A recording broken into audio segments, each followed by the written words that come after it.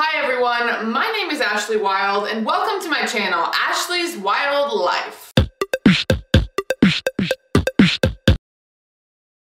Lately I've been thinking a lot about what it means to participate in society and what it means to isolate yourself. As someone who is introverted, I find that isolating yourself is often somewhat synonymous with taking alone time. And I know that the line starts to get crossed when your alone time is out of balance with the extent to which you participate in society. But I'm really struggling here because in my head I go back and forth. Half of me is saying, Ashley, you really need to get out there and do things. There are people who are going places, who have ideas, who are having conversations, and you're not there and you're not a part of them. So you're not benefiting from them and you're not contributing to them. So get up, put on your shoes, find something that's happening, and go play a part in the world. And then there's another part of me, and it sounds like this. Ashley, as much as participation is this really beautiful and wonderful ideal, you're being naive. There are places that are not safe for you. Think about how frequently you feel stared at. Think about how uncomfortable you are to actually be around other people who don't understand your experiences. When's the last time that you went to a bar or a restaurant or event and you didn't feel alone or singled out? This might sound bleak, but trans people are murdered all of the time. One wrong step could literally put you in a situation that is physically dangerous to be in. The world isn't a pretty place. It's better to carve out a safe space for yourself and build a life there. And honestly, it's not black and white. One side is not right and one side is not wrong. And to take it to another level of analysis, a lot of these ideas aren't even mine. A lot of these things are things that I learned through media or hear secondhand through other people's experiences and stories. And that's everybody. That's all of our thoughts and all of our ideas. I want to be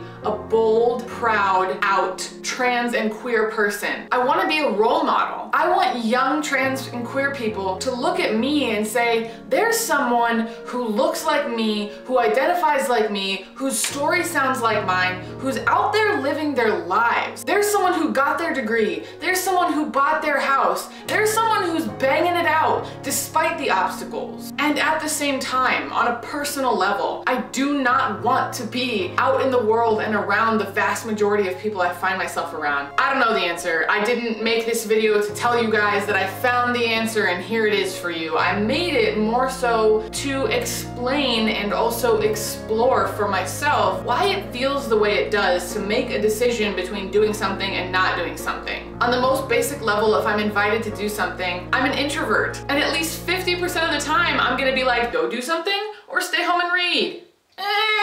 That's just me. But there are other levels. There are things like, well, what restaurant are we going to? What bar are we going to? What part of town are we gonna be in? Things that are fear-based, things that are generalization-based. It's important for me to look at them as they are. When you are someone who goes out into the world and faces hostility or ostracism from the people you're around, when you're someone who never seems to be a part of the group, just by nature of who you are or the way you look or the way you identify, it can feel like a really big slap to be told that you ought to participate, or to be told that you're isolating yourself and that that's a negative thing. And at the same time, I want to live a robust life full of plenty of experiences, and loads of them are going to be uncomfortable. So I'm just out here living my life, trying to strike a balance. Thanks for listening today. I hope you enjoyed this video, and I'll see you next week.